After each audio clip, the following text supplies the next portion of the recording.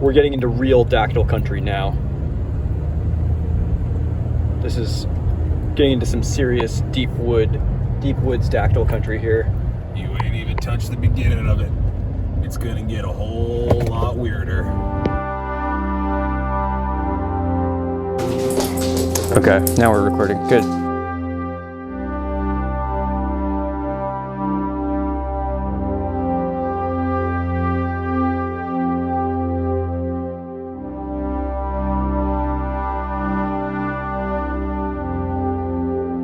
Yes. So when Tim first told me that there were pterodactyls in Sacramento, I was skeptical, but stranger things have happened. I decided to keep an open mind, as it were, and we sat down and he told me a little about the world of pterodactology, and he made a very convincing case. I came to realize that, well, really, I came to realize that big paleontology has been having a monopoly on our schools through the doctrine of evolution, which anyone with half a brain knows is false. We're trying to blow the lid off that whole thing. That was really Tim's vision, and you know, I decided I wanted to follow that vision and see where it might take us to. Am I afraid of the pterodactyls? No, not per se, if you will. I do think we will. I think we can find them. I think we can. They're elusive, but we're prepared. Tim says he's seen them before, and I choose to believe. I want to believe, and so I do believe.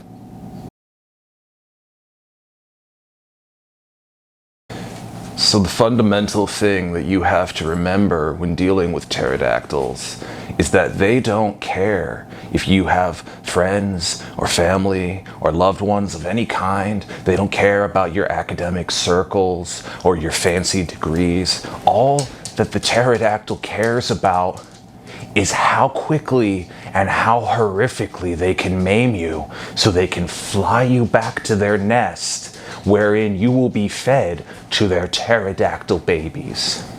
This is why pterodactyls have to be dealt with. Sorry. What? I'm doing a thing. Yeah. No. Yeah, I'll be home later. Okay. Yeah, okay. Okay, bye, Mom. Where was I? Pterodactyls. Yeah, we have to deal with the pterodactyls on their turf, on our terms. We have to go and find them. That's why we search, and that's why we have to be vigilant, because otherwise they will find us.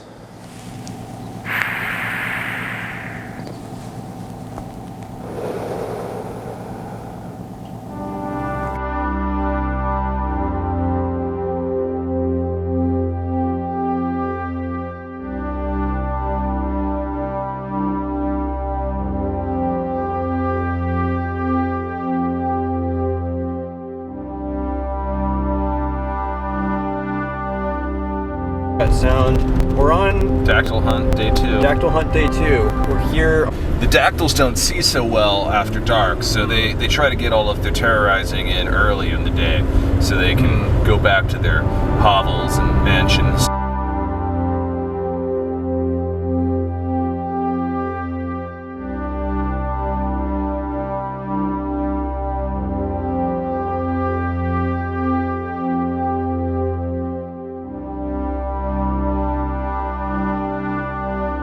I think we're going to open a lot of minds by doing this documentary. Oh, I can feel the mines opening already. Have you ever killed one? I have seen one killed. In what context? I did not In what way? deliver the killing blow, as it were. That was my mentor. And who was your mentor? Gregor Fairvale. and he was an interesting fellow.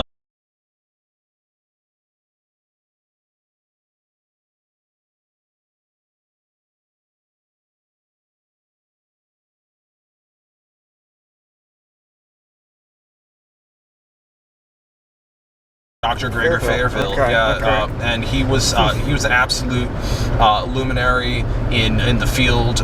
It goes so much deeper, and if you look at his later works, a lot of like the media doesn't want you to look at it because Gregor, he had gone to the he had been in the hospital for so long, they said it was mental illness, but that was the cover.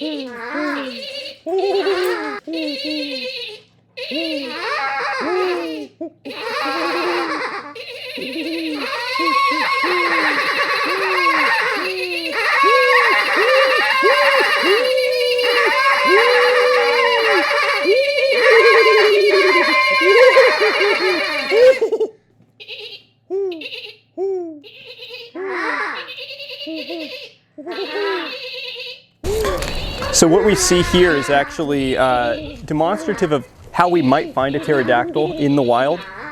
As you can see, the beak is very prominent, especially this time of year.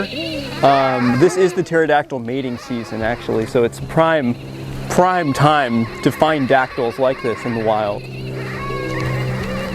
It's actually a rare sight to see the pterodactyl mating dance, and pterodactyls will often dance until they exhaust themselves and fall over. That is how the male pterodactyl will court his lady love, if you will. And when the female pterodactyl sees the male pterodactyl collapse from exhaustion, that's when she knows that he is competent enough to help build a nest. In the pterodactyl species, the males actually sit on the eggs. They actually lay the eggs as well. And some pterodactyls don't use eggs at all. All right, so you say this is the ideal spot to see pterodactyls. Oh, I've seen loads of them down here. Every couple days you'll get a good dactyl spotting. And we're pretty remote here. We've got pretty far. Yeah, well, they don't like to come in too close to the cities. That makes sense. That makes sense. Except at night to hunt. So right, we don't want to be out we're gonna set up a blind, and we're gonna catch them when they come in to feast. This evening we're gonna set some traps for them, and it'll be good. I brought along our secret weapon. They won't be able to resist the siren's call. The key thing you need to know about hunting dactyls is where to look for them. See, right here we've got plenty of water. We've got some dark spots where they can hide. Looks like maybe there even are some dactyl droppings over there we can investigate. Is this a dactyl dropping? This is, that is a dactyl dropping. Yeah, that is. So that's a good sign right there. But you can see right here, in this spot, a dactyl's been here. Is that how can you tell? That's so you see this right there, right? That line. You didn't see it a moment ago, but now you see it, and you see that was where a dactyl toe pressed into the bed right there, and so you're able to really get this good feel of how the dactyls play and work here. So if we put on our dactyl disguises, we will be able to blend. And I've brought a little something special that the dactyls can't resist. Yeah? What do you got? What do you got cooked up here? This is, I was able to, a few years ago, I was able to record the sounds of dactyls making more dactyls. Now I noticed that is written in German. Is there any significance to that? Well, I was still working with Gregor Fairvale, and as you know, he was a German. Right, who was over here, doing his research. So, but I'm gonna just give this a play.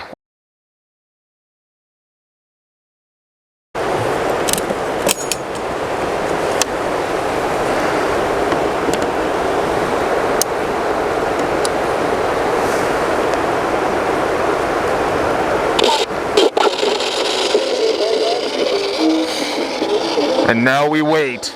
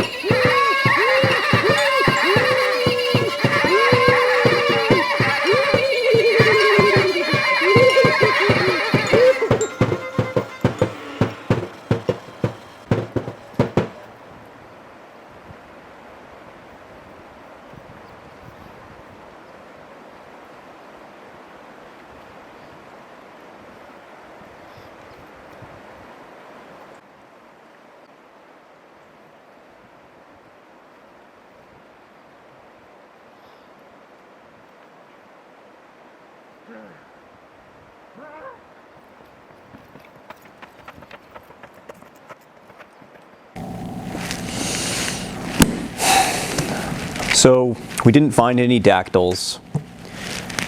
Steve got upset after I caught him in the net. He left me there, he drove off, left me to walk home. Which honestly was really not cool. And Steve, if you're watching this, man, that still really hurts. Really not cool. We didn't find any dactyls, like I said, but I'm still committed to the hunt. I'm still looking.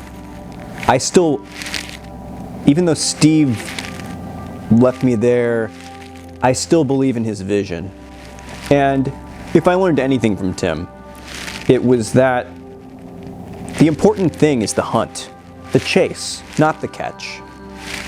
The important thing about this whole project is that it keeps going, and that we make people aware that the dactyls are real, and they are alive, and they are in our midst. They are out there, and we will find them on their turf, on our terms.